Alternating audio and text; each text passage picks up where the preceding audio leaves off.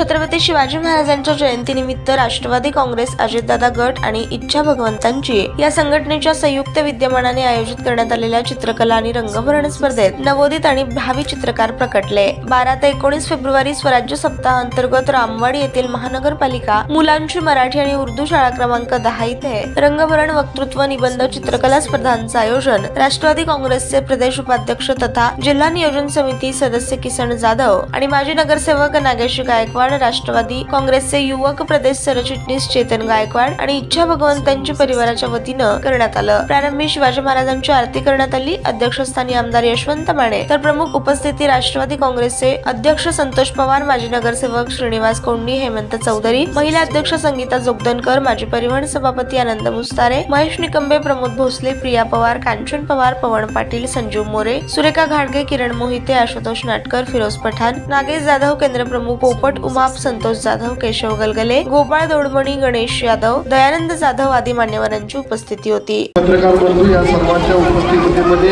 या स्पर्धा सुरू होणार आहे। तत्पूर्वी आपल्याला सांगतो, छत्रपती शिवाजी महाराजांनी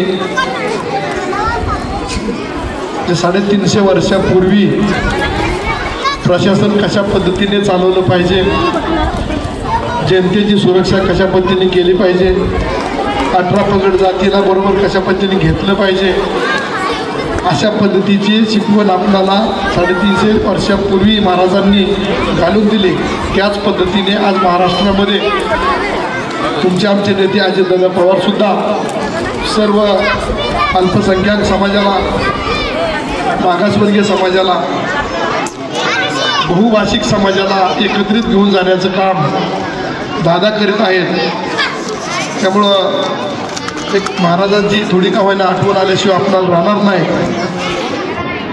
अशाच पद्धतीचं राष्ट्रवादी काँग्रेस पक्षाचं काम पुढे चालू।